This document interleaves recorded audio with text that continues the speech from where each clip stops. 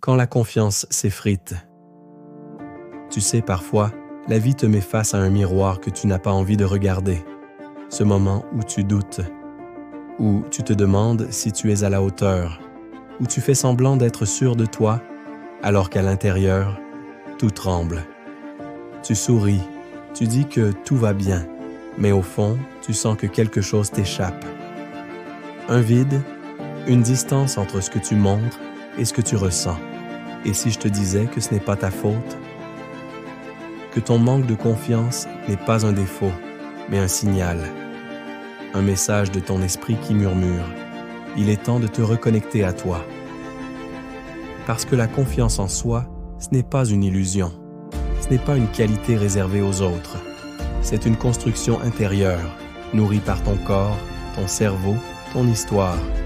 Et la bonne nouvelle, c'est que la science a prouvé que tu peux la reconstruire. Pas en 10 ans, pas en 10 semaines, mais en quelques minutes de conscience si tu comprends les mécanismes derrière elle.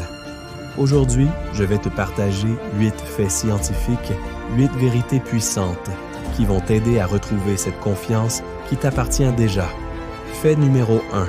Ton corps influence ton esprit. La chercheuse Amy Cuddy, à Harvard, a démontré que ta posture change ta chimie intérieure. 2 minutes à te tenir droit, les épaules ouvertes, la tête haute, et ton cerveau libère plus de testostérone, l'hormone du courage, et moins de cortisol, l'hormone du stress. Autrement dit, ce n'est pas la confiance qui te fait te redresser, c'est le fait de te redresser qui crée la confiance. Alors, la prochaine fois que tu doutes, ne cherche pas les mots, cherche la posture. Respire, ouvre-toi, sens ton espace et laisse ton corps dire à ton esprit « Je suis en sécurité. Je suis prêt. » Fait numéro 2. Ton cerveau croit ce que tu répètes. Le cerveau ne distingue pas le vrai du faux. Il distingue ce qu'il entend souvent de ce qu'il entend rarement. C'est ce qu'on appelle la neuroplasticité. Les connexions neuronales se renforcent avec la répétition.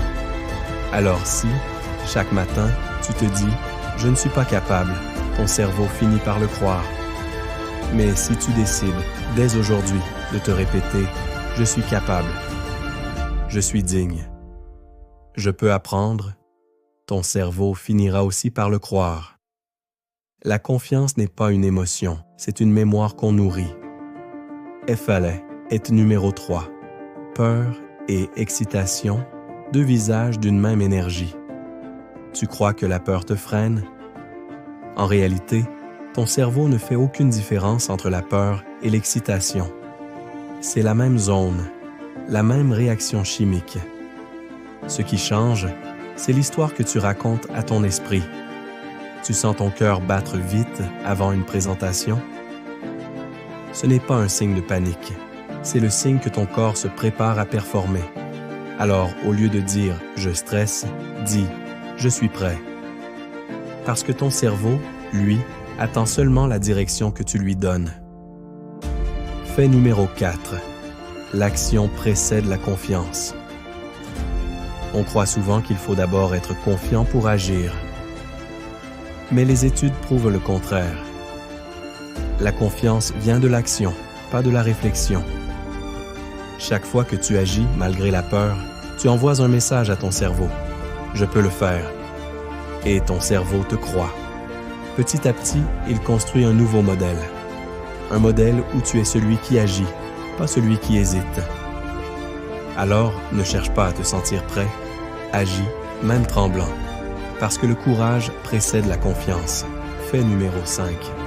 La comparaison éteint ta lumière. La comparaison n'a jamais fait grandir personne. Stanford l'a prouvé. Quand on se compare à quelqu'un qu'on perçoit comme meilleur, notre cerveau libère moins de dopamine, l'hormone de la motivation et du plaisir. Résultat, on perd confiance, on perd énergie. Mais si tu recentres ton regard, si tu te demandes « Suis-je un peu plus courageux qu'hier ?» tu changes tout. Parce que la vraie victoire, ce n'est pas d'être meilleur que les autres, c'est d'être plus vrai avec toi-même. Fait numéro 6. Ton cerveau imite ce qu'il observe. Les neurones miroirs sont fascinants. Ils font que ton cerveau copie les émotions, les postures, les comportements qu'il perçoit. C'est pour cela que l'environnement est tout. Si tu t'entoures de gens négatifs, tu finiras vidé. Mais si tu t'entoures de personnes confiantes, enthousiastes, ouvertes, ton cerveau absorbera cette énergie. Alors choisis tes modèles. Regarde, écoute, ressens ceux qui vibrent haut. Petit à petit, tu n'auras plus besoin de les imiter. Tu seras devenu cette vibration. Fait numéro 7. Le cerveau se souvient plus du négatif que du positif. Ce n'est pas toi, c'est la biologie. Ton cerveau est conçu pour retenir les échecs 5 fois plus que les réussites. C'est ce qu'on appelle le biais de négativité. Mais ce n'est pas une fatalité. Tu peux reprogrammer ton attention. Chaque soir, prends 3 minutes. Note 3 choses que tu as faites avec courage, avec amour, avec présence, même minuscules. Et tu verras, ta confiance grandira, goutte après goutte, jusqu'à remplir ton cœur. Des chercheurs de Berkeley ont montré que la gratitude active le cortex préfrontal, la région du cerveau qui gère la confiance, la prise de décision et la clarté mentale. Quand tu remercies, tu reviens dans le présent. Et dans le présent, tu n'as plus besoin de prouver quoi que ce soit. Tu es déjà. Alors remercie. Pas seulement pour les grandes victoires, mais pour ta respiration, ta persévérance, ton courage discret. Chaque merci renforce la stabilité intérieure dont la confiance a besoin pour grandir. Pour terminer, la confiance, c'est te souvenir de qui tu es. Ferme les yeux un instant, respire profondément et souviens-toi, la confiance, ce n'est pas un masque que tu portes, ce n'est pas une armure, c'est le retour à ta nature. Tu es né avec, avant que le monde te dise que tu devais prouver ta valeur, avant que les regards t'apprennent à douter. Alors aujourd'hui, tu ne dois rien créer, tu dois juste te souvenir. Souviens-toi que ton corps peut te soutenir, que ton cerveau peut apprendre, que ta peur peut devenir ton énergie. Souviens-toi que tu n'as rien à prouver, tu es déjà complet, déjà digne, déjà assez.